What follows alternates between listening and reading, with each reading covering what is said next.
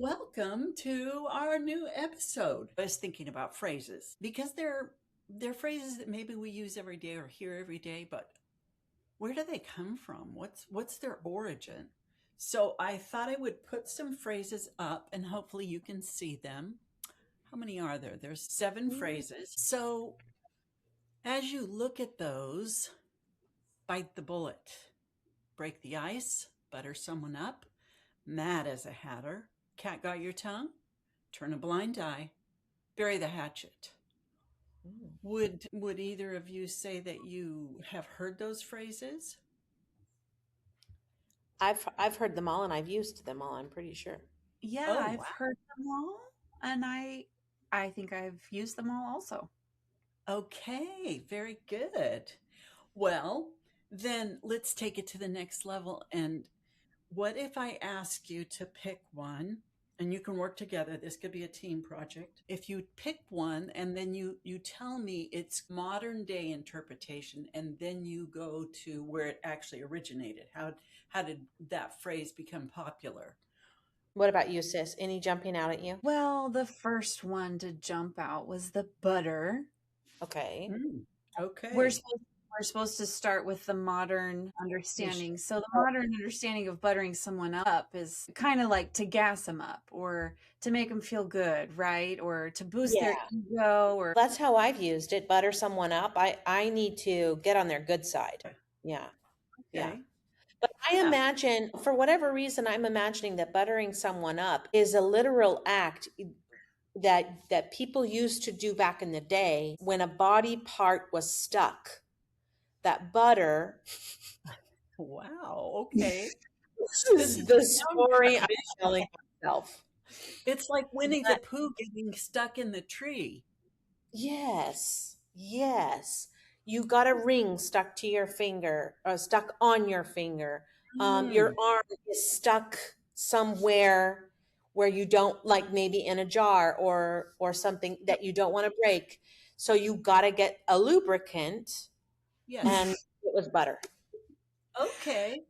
So, So I beg to differ though, because if we're Okay. going for old-timey definition, butter, I imagine, was a commodity. It was something you would put out for the king or queen. Wouldn't necessarily butter your bread if you're just a servant, but you would definitely butter the bread for special guests. she's going further back, maybe to the richness that butter would indicate. So Yeah. here is the actual, according to my research. All right, butter someone up. This was a customary religious act in ancient India.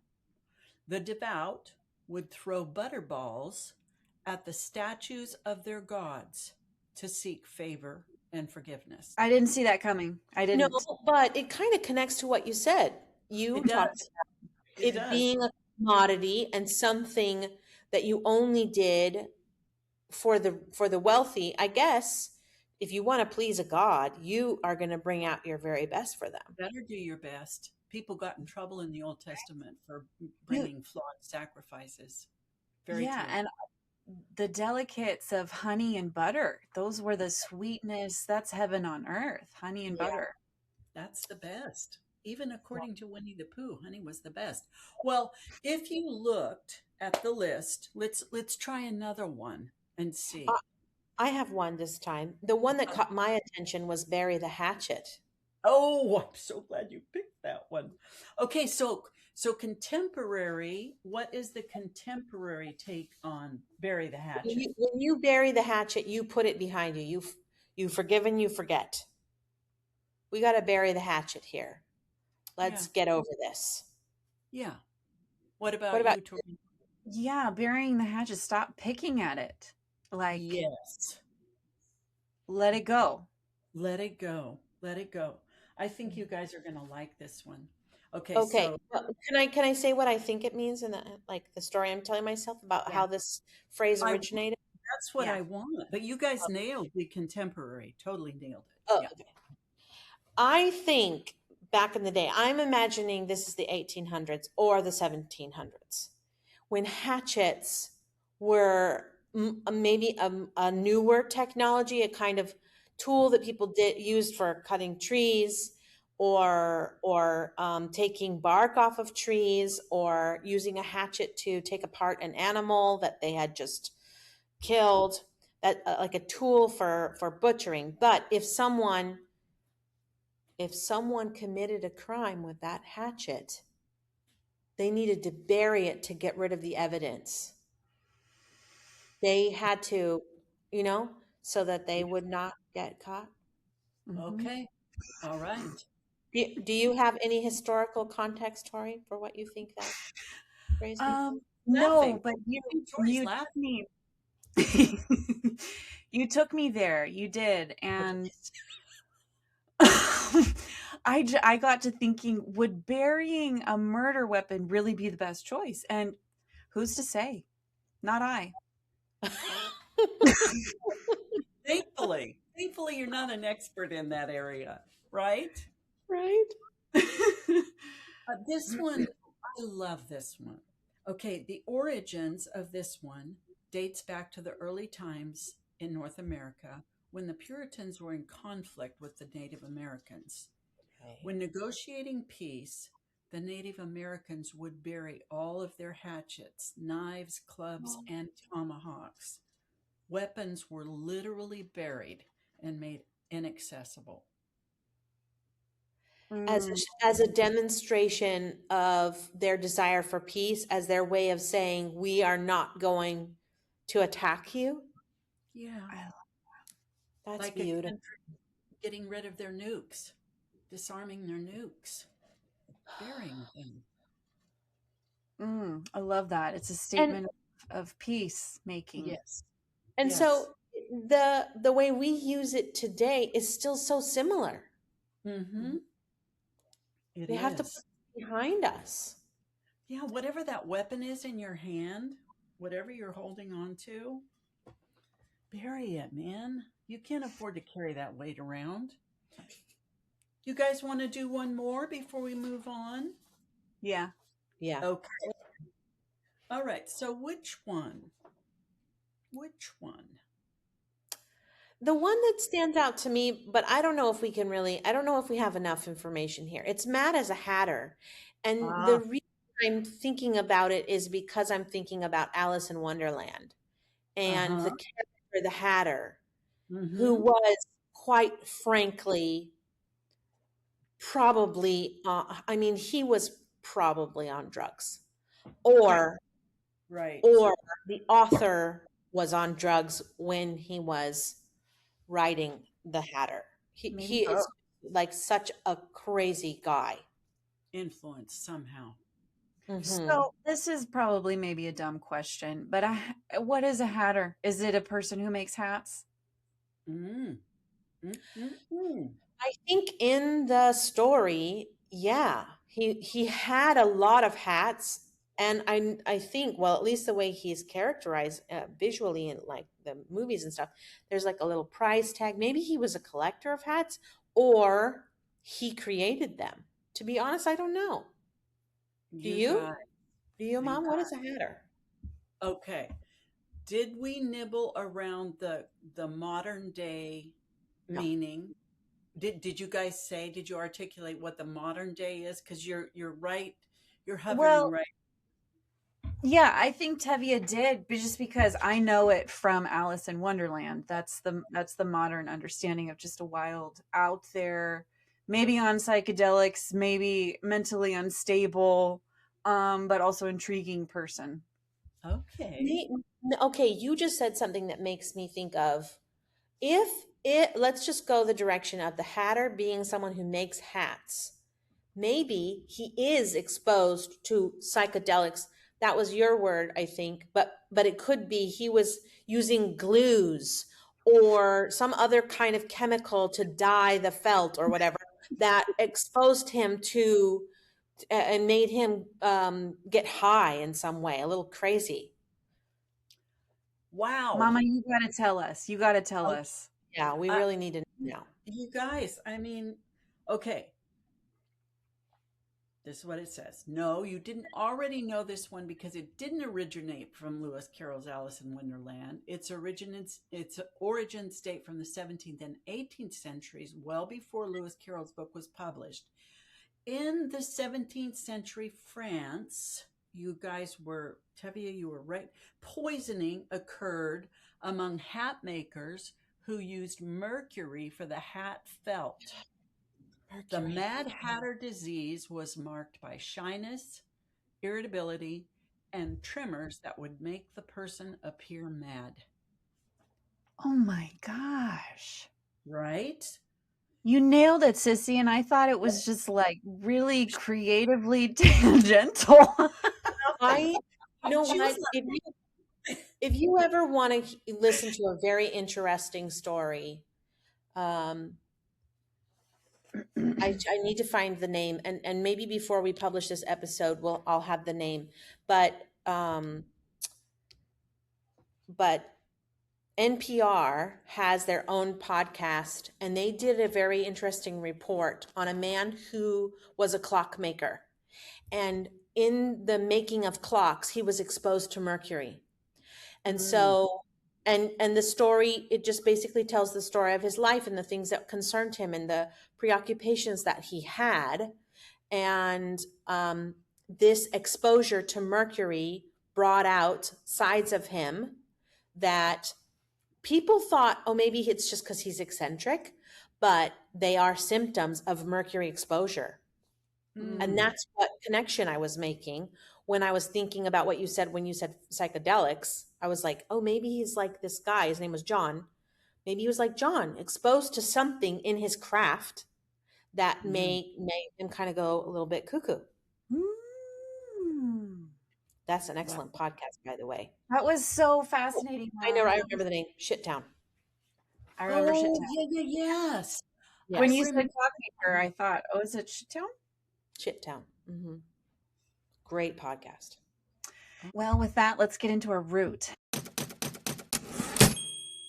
So today's root word is breath, and we wanted to focus on breath because in our love of words, we started to wonder about the origin and all the mechanisms in and around words, and you can't have a word without breath.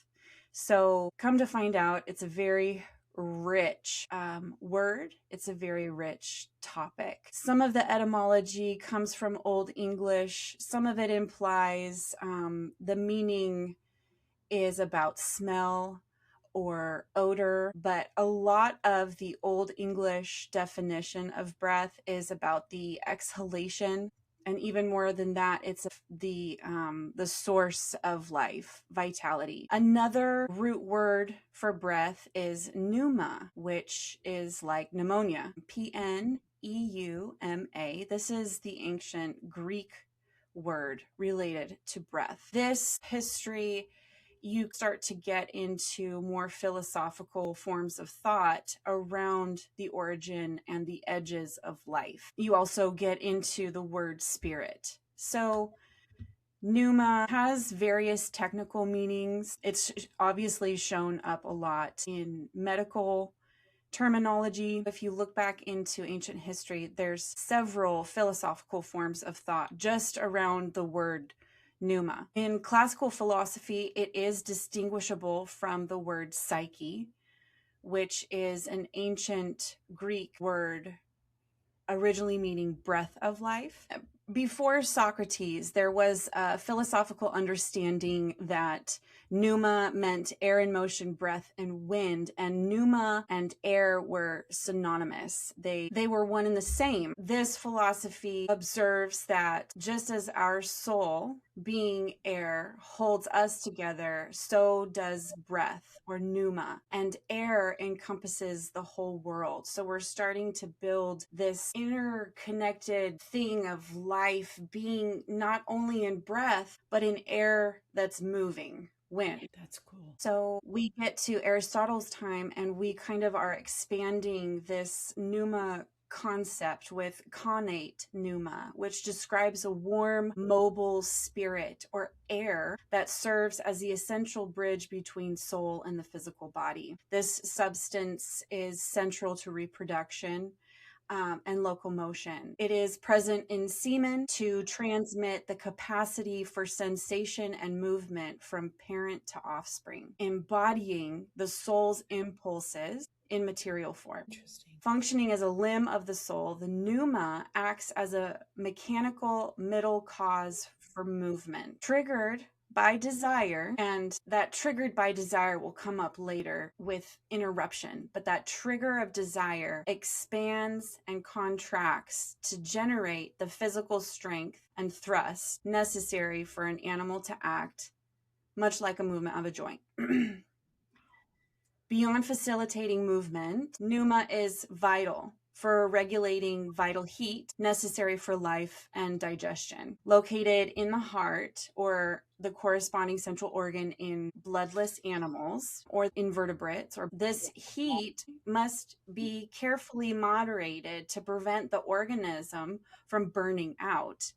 Aristotle posits that respiration and the pneuma's expansion serves a cooling function. This cooling function tempers the internal fire. It tampers, like, that's just so cool. I love philosophy. I love geeking out about these thoughts and just taking these little nuggets and thinking so deeply on them. This is all just the philosophy around pneuma and what ancient philosophers like Aristotle and Socrates, they thought about pneuma, and also where they were finding it in the bodies, not just mammalian or blood owning bodies, but other living bodies. And what is that life?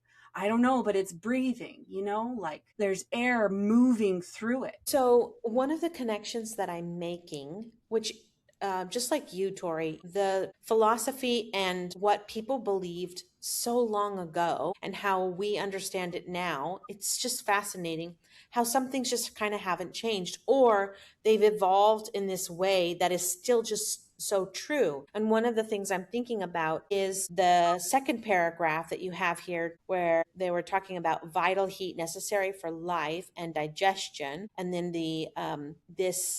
this heat must be carefully moderated to prevent the organism from burning out. My mind went immediately to burnout, like something that is a modern term. We all understand it. We're burned out, right? And how actually now I'm thinking of Amelia and her sister, whose name escapes me, but the Nagoski sisters, basically they wrote a book on burnout. And in that book, they talk about ways to close the cycle of stress, and breathing is one of them. Wow. So Totally cool. believe it. Obviously breathing in this sort of kind of meditative or fixed way, this way in which you're getting oxygen through and for a sustained period of time. It's not like, oh, I'm just going to close the cycle by breathing. No, you need breath either through exercise or laughter. You need breathing through this kind of rhythmic sort of maybe box breathing, or just like getting good deep breaths over a minute. And that can help close a stress cycle. In Stoic philosophy, pneuma represents the breath of life, a dynamic mixture of air and fire that acts as the active generative principles of the universe. It serves as the vehicle for logos in Stoicism, organizing passive matter into a structured cosmos. The Stoics categorized pneuma into different categories, one of which was its most basic form, hexis, which provides cohesion to inanimate objects like stones. The next category was as a life force, or physis, which enables growth in plants. Another category was the psyche, or animal soul. It governs movement and perception. And in mature humans, it reaches its highest form as the rational soul, granting the unique capacity for judgment. So I really like how in Stoicism they broke it apart, because plants breathe, dogs breathe, humans breathe.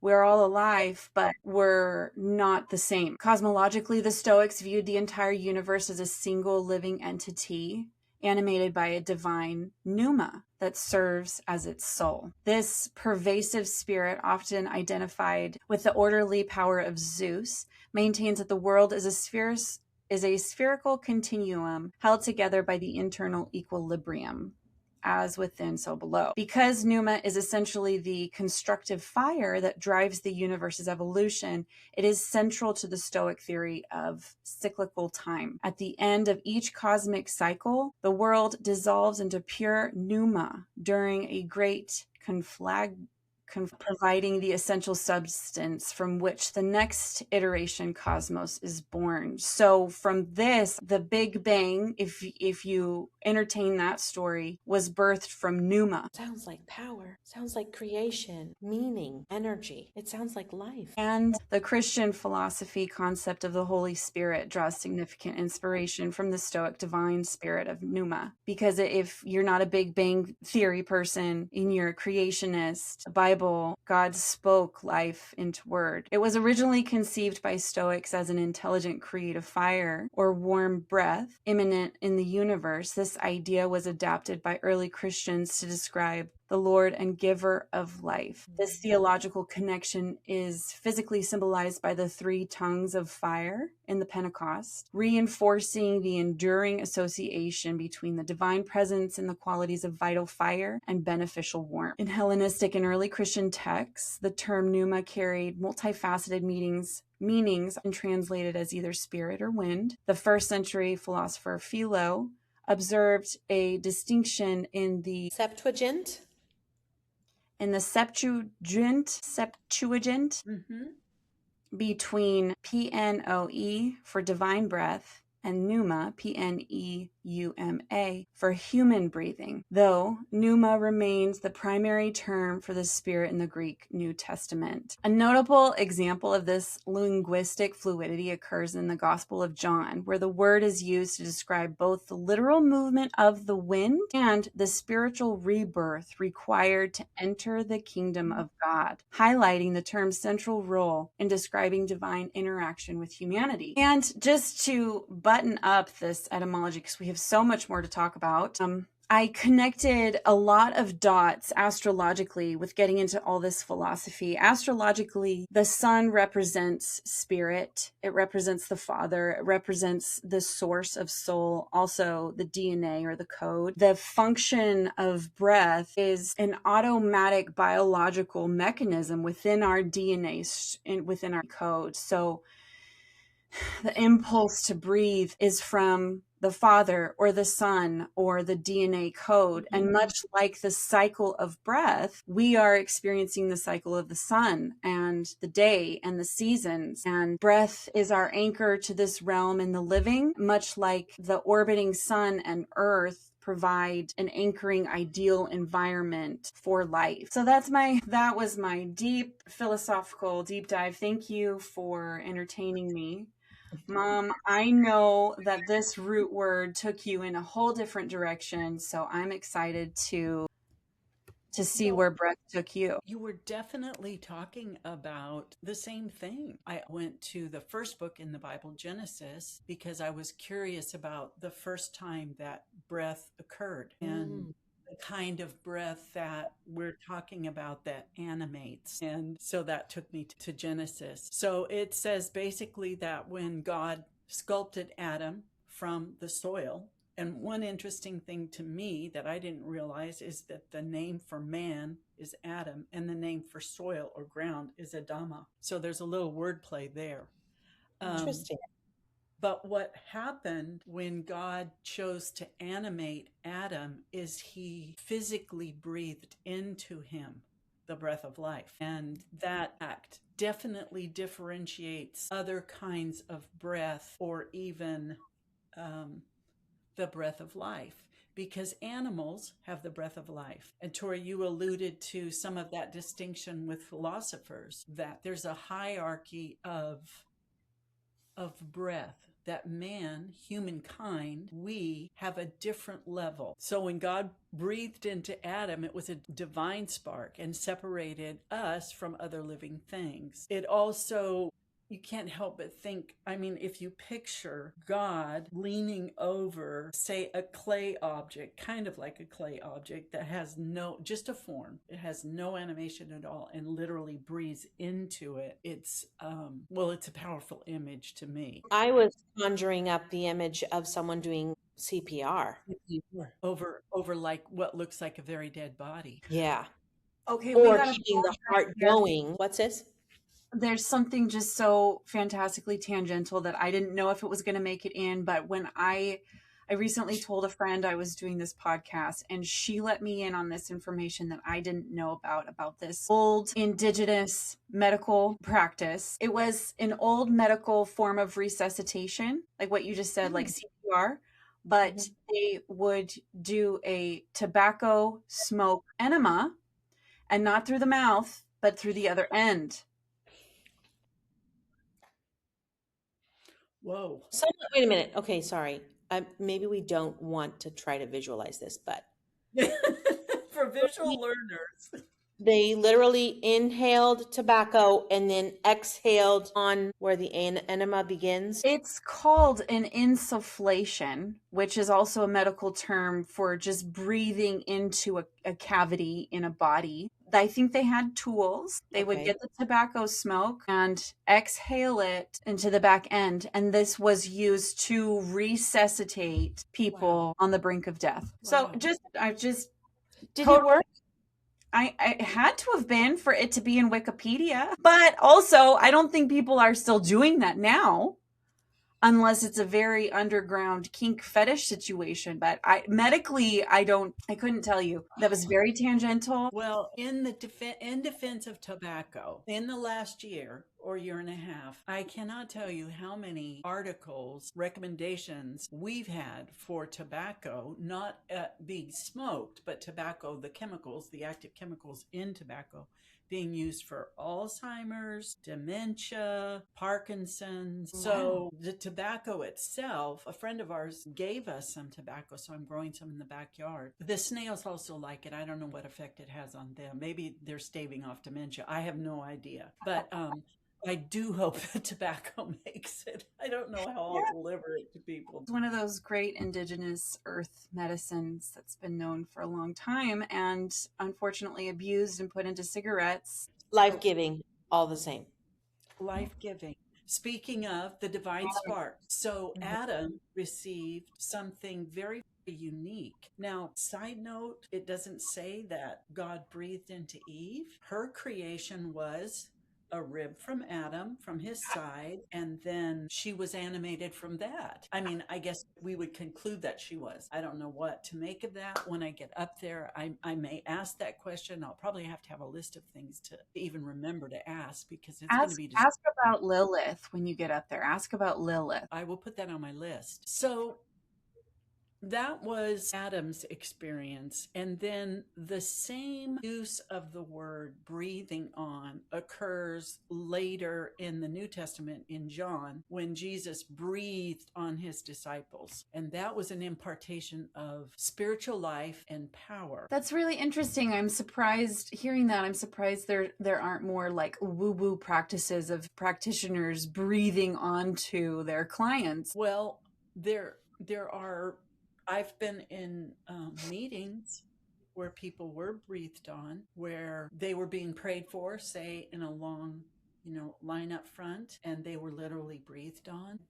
No, I don't know if that's what you were referring to, Tori, when you said woo-woo, but I've been in meetings like that. This is not woo-woo to me, but it does make me think of something that I remember being taught when I first started babysitting, and that I've had to implement many, many times with my own child. And that is, when babies are little, they still haven't figured out that they have to take a breath sometimes, or that they have to, they're not able to calm themselves down enough to take a breath when they've been crying. So they can pass out. And the way to prevent that is to forcefully blow into their face. And because my daughter has herself just cried herself into totally passing out. That's the way that we've learned to prevent that. I mean, she doesn't do it now, thankfully, but when she was very little, she did. And I remember doing it many times with children that I babysat. If they fell and got hurt, they would cry in pain to the point that they would not take a new breath. So you have to blow in their face and then they go,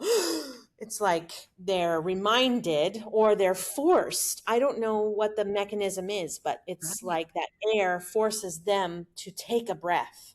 Yeah.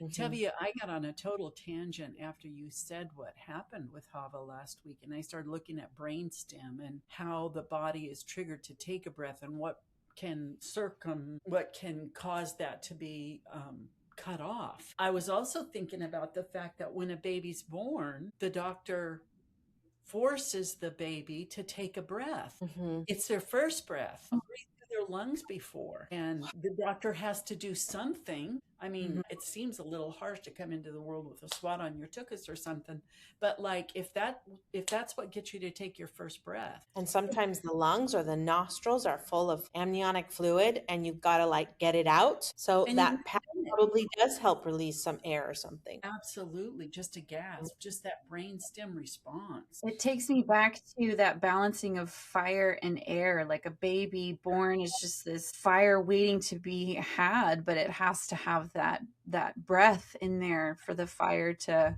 sustain itself. So many cycles. And when you talked about it, Tori, when you went into the philosophy, it was so fascinating to me to think about the cycles that we have in our own body, because that's where I'm going to go next.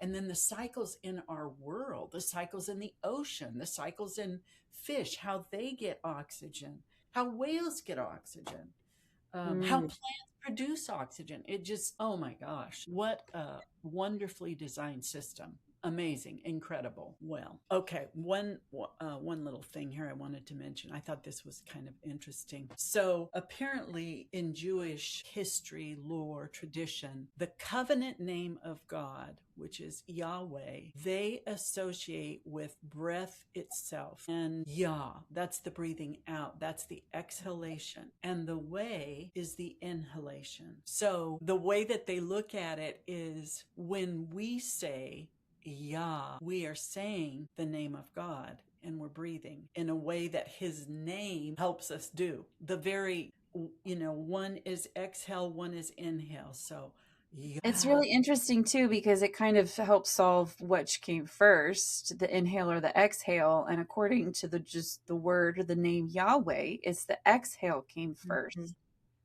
Yeah. Intake and outtake. So when God animated Adam, he blew in and Adam took in, which kind of makes sense. He was just apparently like just dirt before that. But I thought that was really, really neat. And that's all I have to say about breath at this time, because I'm out of breath. Well, take a breath and I'll share where breath took me. I'm kind of always curious about like, what about other cultures? What about places that are not where I live? What do they think or believe about breath? And one of the reasons I always think about this is because a good friend of mine did a study abroad during her pre-med experience in Oaxaca, Mexico, where she learned that their approach to medicine was much more holistic. So it kind of got me thinking, like, what do other cultures around the world believe about breath and the importance of breathing, or how do they practice? Like, what role does this play in their culture, basically? And some of the things that I learned were really interesting. You mentioned the tobacco enema, and that came up in the research. There's an Amazonian tribe that has shamans who use purposeful breath regulation, a rhythmic whistled exhalations, blowing tobacco smoke and then sucking out pathogens. They use them as ritual tools. And so this tribe is called Shipibo Conibo. They are shamans that live in the Amazonian region in Peru, mostly, it looks like, according to the map here. So they have a term called Niwe, which encompasses air, wind, smell, which came up when you were talking about the the origins of this word, sound, aura, atmosphere, and breath. And they are all considered a vital force that flows in and between and out of people and the world. So that belief kind of is like an overarching idea that so many other cultures have around wind, life force, air, the aura, the presence that someone has, their spirit, their soul, which are all terms that have kind of come up in our discussion. The Holy Spirit, but then also this life force, the in and the out. So, and then of course we have the tobacco enema as well. That kind of connects a little bit to something that the Mayan people believe. And they lived in regions where there were caves, where caves were considered these animate entities, and wind flowing around cave openings for these people groups confirmed the presence of a rain deity they called Tzotzil. And they believed this deity resided in caves. So when they felt the wind flowing, it was this confirmation of this deity. And probably, I'm going to assume that connects to spirit and life, this presence beyond us. Very, very fascinating. Sister, that makes me think that, like, it's not just nature, it's not just caves in nature, because we name hurricanes.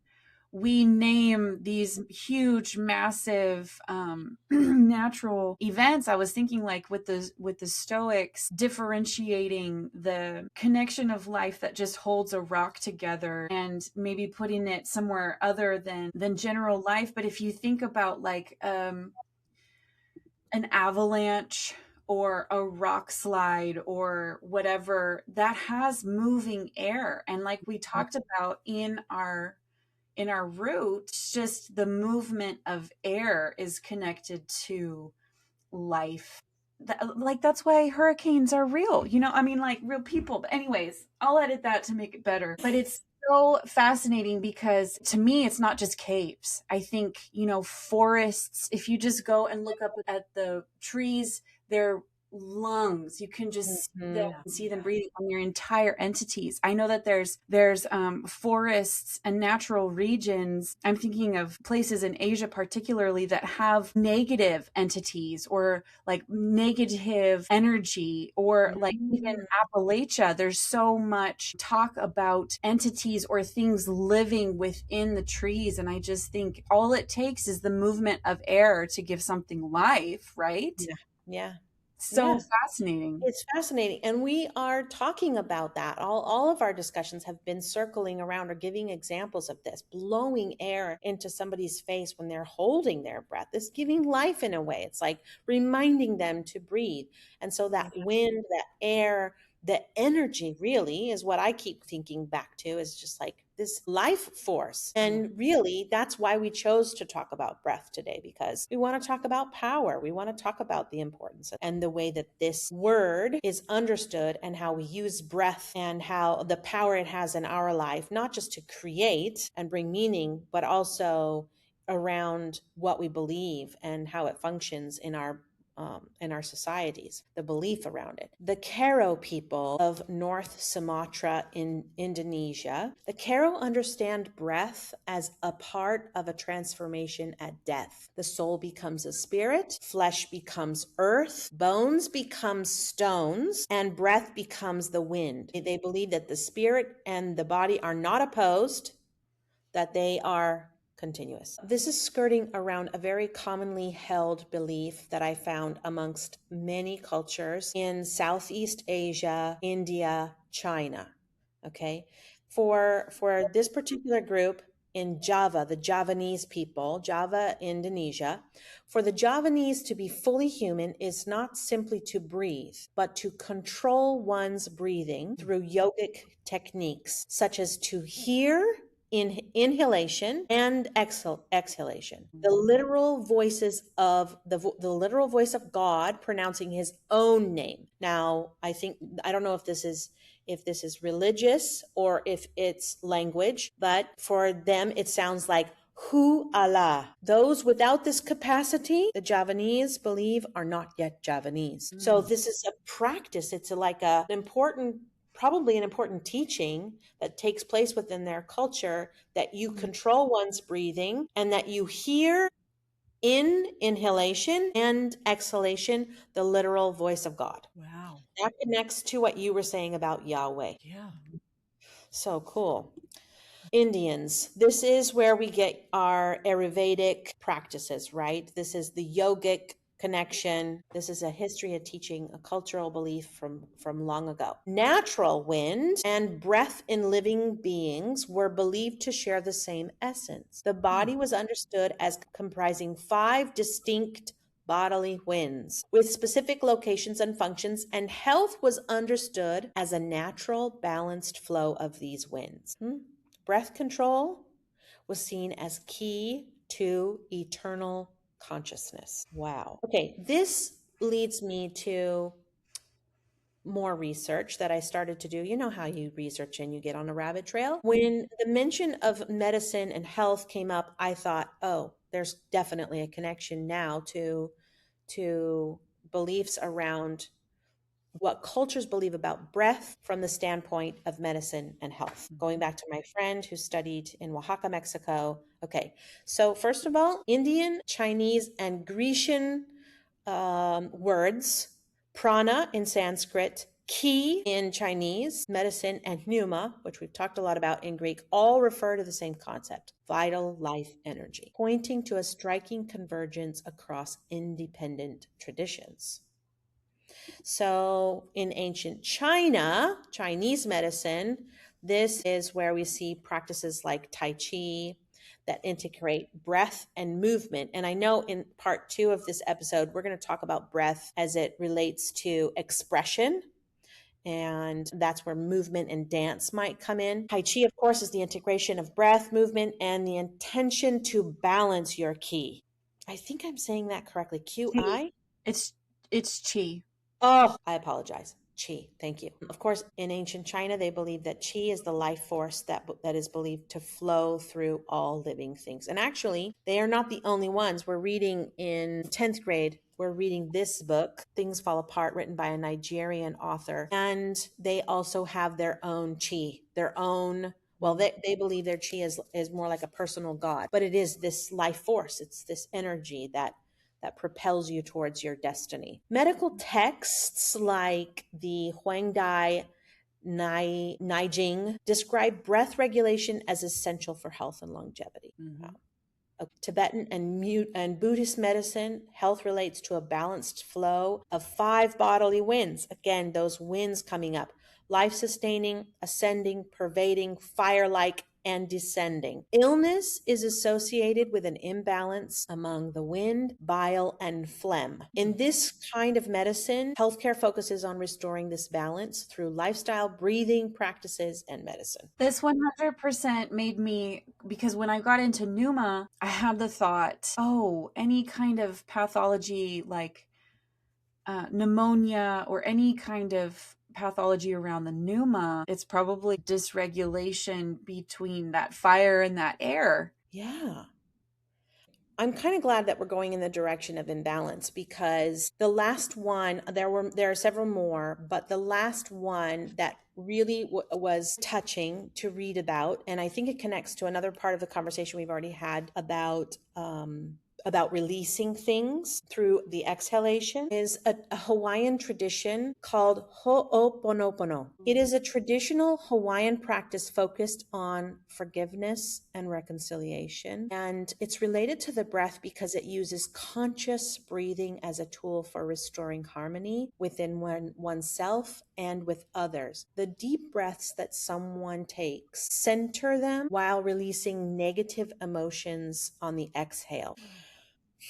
And for people who believe, like the Javanese, or for Christians, maybe ancient in older times when they said Yahweh, to exhale and then inhale, for me, it all connects to that in the sense that when you exhale, you're letting something go, you're releasing something, and then when you're inhaling, you're bringing in something new. And for people who said Yahweh, to exhale, perhaps the heaviness, the burden, the worry, the anxiety, and then to bring in the way, to connect it to, you know, their belief in God, or to connect with him in some way, it's a really powerful image. Not only is it bringing life to us, as you were talking about, Mom, the importance, the symbiotic relationship we have. We need, literally, we need oxygen.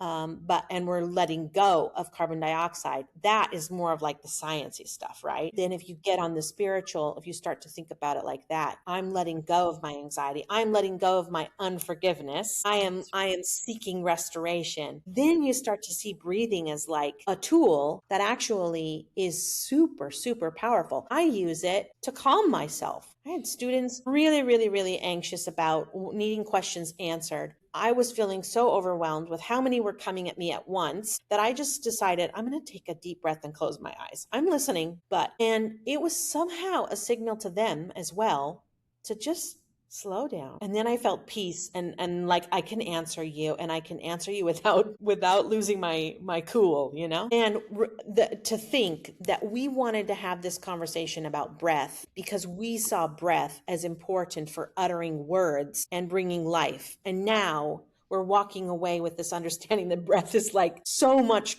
bigger than that. And breathing is essential for us to have balance, to have reconciliation, to let go, to take in the good and let go of the bad. It's beautiful. We have touched on so many different things. My mind is spiraling in lots of different curiosities. I love it. We'll just close up. I had a curiosity with breath, and I just wanted to find where a breath, where and when does a breath change into a word? And what I found, just quite succinctly, there's a flow of events. You take a breath, and then on the exhale, there's an interruption that happens with your larynx and your articulation. There's I would call a logos, a divine knowing interruption that barges in this automatic breathing mechanism. It interrupts and it brings form. It brings form through the vocal cords. And that's just the first step, because you can make form with vocal cords, but flarben digi flarbeson madan, right? There's a middle area, and then there's a landing point, and the landing point is when it becomes audible in someone else's mind and knowledge and their logos. So I just got really caught up in how cool it is that breath is the source of life. And then it takes an interruption with our logos to create a word. And hopefully, if we know our stuff and we know who we're talking about, that logos interruption will make sense to the person we're talking to. Yeah.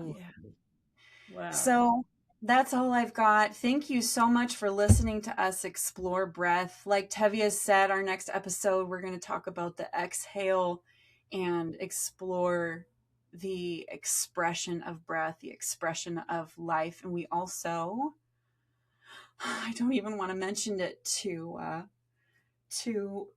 taint it in any way, but we are going to have a guest for our next episode, and we're very excited. So definitely stay tuned. Our first guest. So on that note, go out there and say what you mean. Mean what you say. And don't be mean when you say it. I love you guys. Love you. Bye. Bye.